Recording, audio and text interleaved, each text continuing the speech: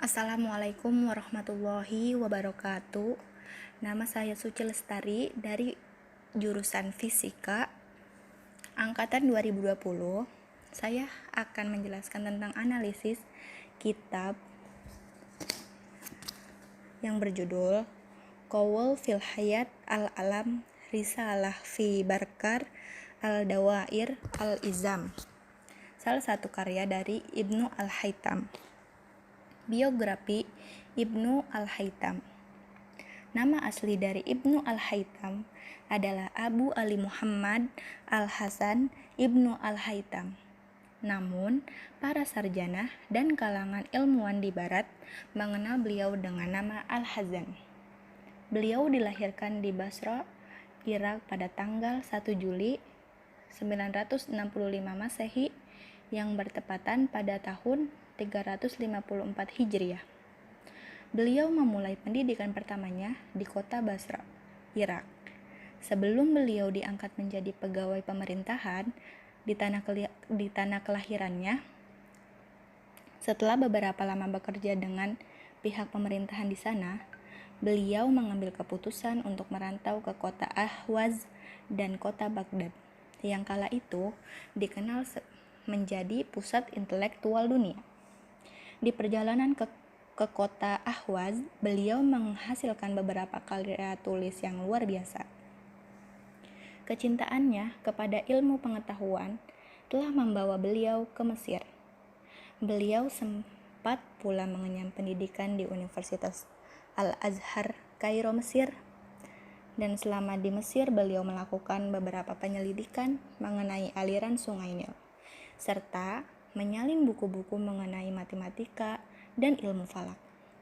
Tujuannya adalah untuk mendapatkan uang cadangan dalam menempuh perjalanan menuju Universitas Al-Azhar. Ibnu Al-Haytham adalah seorang ilmuwan Islam yang ahli dalam bidang sains, falak, matematika, geometri, pengobatan, dan filsafat. Beliau dikenal Beliau dikenal sangat ahli dalam bidang optik modern karena jasanya dalam bidang optik. Beliau juga memberikan ilham kepada para ahli sains barat seperti Boger-Bacon dan Kepler dalam menciptakan mikroskop serta teleskop. Tulisan beliau mengenai cara kerja mata manusia telah menjadi salah satu referensi yang penting dalam bidang kajian sains. Di barat, teorinya mengenai pengobatan mata masih digunakan hingga saat ini di berbagai universitas di seluruh dunia. Ibnu Al-Haytham meninggal di kota Kairo, Mesir, sekitar tahun 1040 Masehi karena pengamatannya yang mendalam pada bidang optika. Konsep-konsepnya menjadi dasar ilmu optika. Selain itu, beliau juga telah mengantarkan optika pada kemajuan pesat masa kini. Dengan demikian, Ibnu Al-Haytham mendapatkan julukan sebagai Bapak Optika Modern. Analisis kitab. Konsepsi tentang struktur dunia yang dikembangkan oleh Ptolemus dalam hipotesisnya memainkan peran yang menentukan dalam pandangan dunia Muslim dan Kristen abad pertengahan.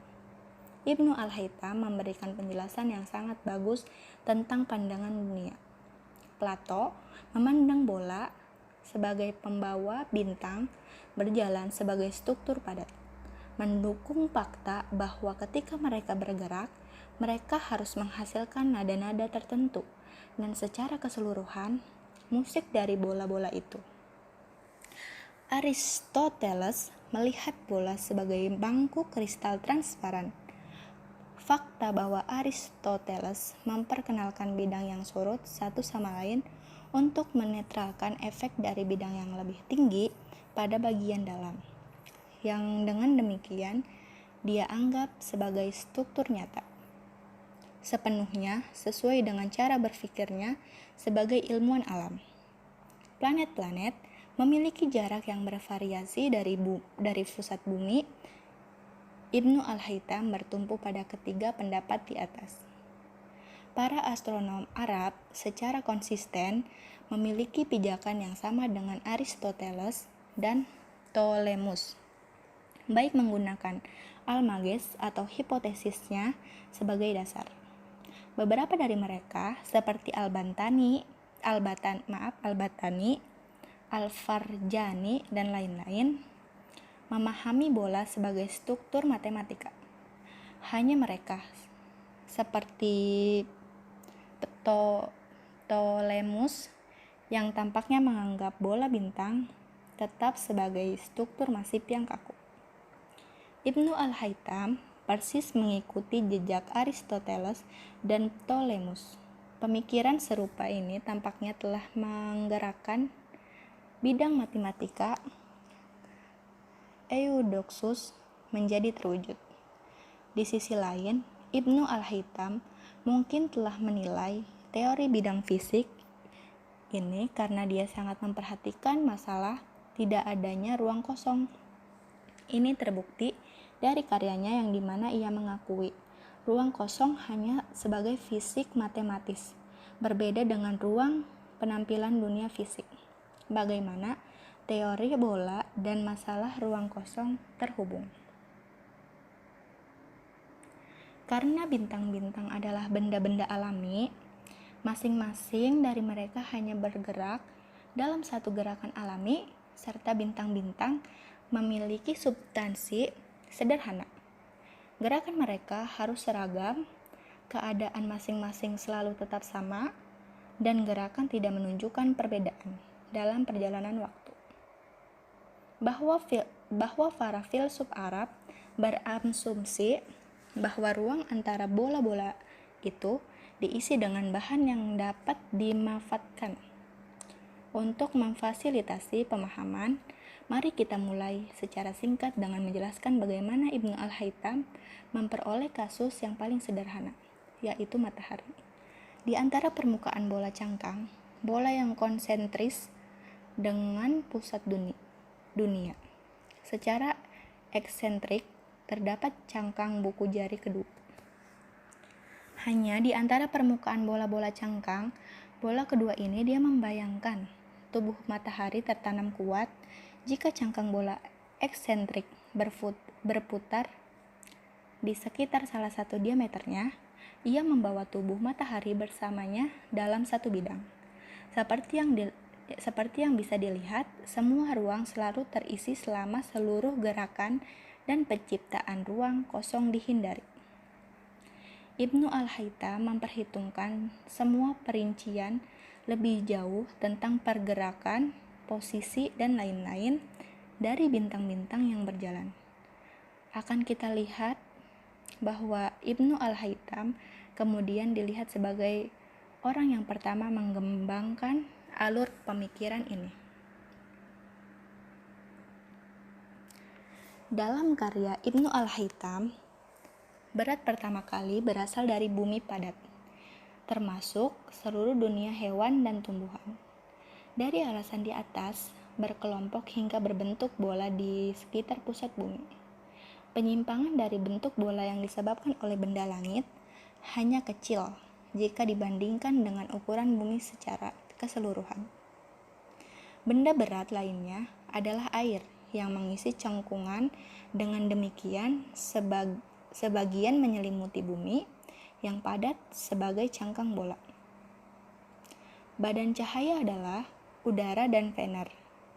Terlepas dari penyimpangan yang tidak terlihat, udara mengelilingi cangkang bola air sebagai cangkang bola. Cangkang bola udara pada gilirannya dikelilingi oleh cangkang bola jendela. Bola-bola yang tidak ringan maupun berat membungkus cangkang bola api sebagai cangkang bola lainnya. Benda-benda langit tertutup di dalamnya dan bergerak secara keseluruhan dengan cepat dari timur ke barat. Permukaan luarnya membentuk batas untuk segala sesuatu yang ada. Pada bagian kedua ini, ia hanya menyebutkan secara singkat bahwa tubuh yang berisi benda-benda langit ini terbagi menjadi beberapa bagian. yang terletak pada karya ketiganya.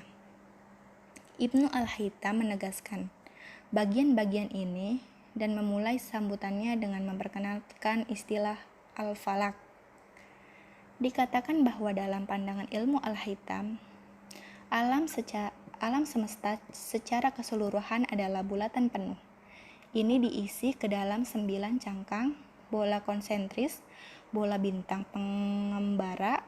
Masing-masing cangkang bulat ini masing-masing terdiri dari cangkang bola bersarang secara konsentris dan eksentrik. Dikatakan bahwa dalam pandangannya, alam semesta secara keseluruhan adalah bulatan yang diisi ke dalam 9 cangkang konsentris, bola bintang pengembara. Masing-masing cangkang bulat ini masing-masing terdiri dari cangkang bola bersarang secara konsentris dan eksentris. Gerhana bulan jika terjadi jika titik pusat dunia garis lurus, titik tengah bulan melewati simpul dan matahari berada tepat di seberang simpul lainnya, maka terjadi gerhana bulan. Karena bulan itu sendiri tidak memiliki cahaya, tetapi cahayanya hanya diperoleh dari soune. Itu adalah benda halus dan di permukaannya cahaya matahari yang berlawanan dipantulkan ke bumi, di mana ia dapat terlihat. Karena bumi adalah benda padat, ia menghasilkan bayangan di sisi yang menjauhi matahari. Mengapa seluruh bulan terang pada satu waktu, pada waktu lain hanya bercahaya sebagian, dan pada waktu lainnya tidak sama sekali? Alasannya adalah perbedaan posisi pada matahari dan bulan itu tersendiri.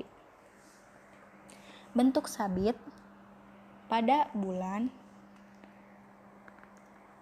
itu karena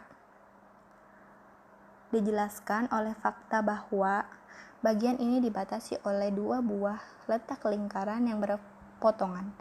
Itulah sebabnya bagian yang terlihat di ujung tampak berbentuk sabit. Jika bagian bercahaya bertambah, maka satu kurva batas muncul sebagai garis lurus, sedangkan kurva batas lainnya adalah setengah keliling lingkaran pembatas yang membatasi bulan berhenti yang dikirimkan kepada kita. Pada saat ini, permukaan yang tampak bersinar tampak bagi kita sebagai setengah lingkaran, kemudian terus membesar hingga menjadi lingkaran penuh. Merkurius. Bola Merkurius adalah cangkang bola korporeal yang berbarengan dengan pusat dunia. Ini diserap oleh bola Venus dan pada gilirannya menyelimuti bola bulan. Bola pertama-tama terdiri dari cangkang bola yang konsentris ke pusat dunia. Bola berbentuk serupa sebuah cangkang bola eksentrik dimasukkan ke dalam cangkang bola ini sedemikian rupa sehingga permukaan luarnya sesuai dengan permukaan tengah cangkang bola. Bola konsentris yang mengelilingi semua bidang Merkurius berputar di sekitar sumbu yang terletak di 2 kutub dan menggerakkan semua bidang yang tertanam di dalamnya. Menurut Ptolemis, setiap 100 tahun 1 derajat dan disebut gerakan apoge. Apoge adalah pusat yang terletak pada bidang akuntor dari bola eksentrik kedua. Jika Merkurius berada sejauh mungkin dari rentang tengah dunia, maka titik tengah episiklik spiral pendukung terletak. Venus. Bola Venus adalah kabel bola korporeal yang terkonsentrasi ke pusat bumi. Itu diselimuti oleh bola matahari dan pada gilirannya menyelimuti bola Merkurius.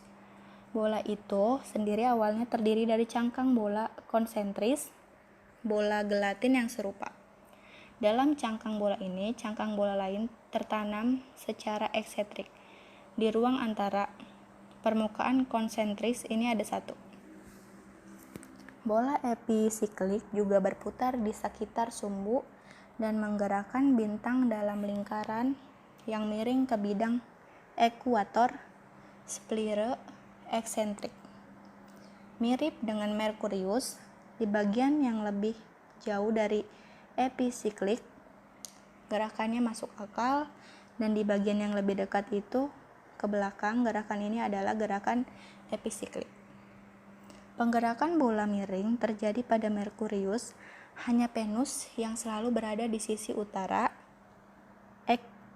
ekliptika, dan terutama pada saat pusat episiklik berada di apogem atau perigem, Venus memiliki kemiringan terbesar. Gerakan itu disebut dengan gerakan G-splitre miring. Planet Mars, Jupiter, dan Saturnus.